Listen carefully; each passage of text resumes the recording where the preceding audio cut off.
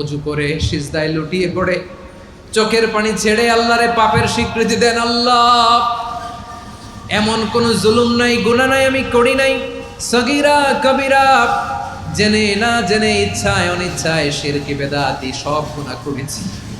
আল্লাহ, আকাশের নিচে জমিনের উপরে আমার চেয়ে বড় গুনাহগার আর কেউ নাই। চোখের পানি ছেড়ে আল্লাহরে বলেন, আল্লাহ, আমি ছাড়া তোমার গোলামের অভাব নাই, তুমি ছাড়া আমার দ্বিতীয় কোনো রব নাই, তুমি ছাড়া তো কেউ আমার গুনাহ ক্ষমা করার নাই, তুমি আমার রব, তুমি আমার সব। বলতে পারবেন? এই তাকরীর আমার পটুয়াখালীর ভাই, এই স্বীকৃতিটা দেখতে আল্লাহ বড্ড ভালোবাসে, কারণ আমরা সবাই গুনাহগার, আমরা সবাই কি? বিশ্বনবী বলেন, কুল্লুকুম খাত্তাউন, বানি আদম, তোমরা সবাই পাপী। সবাই কি?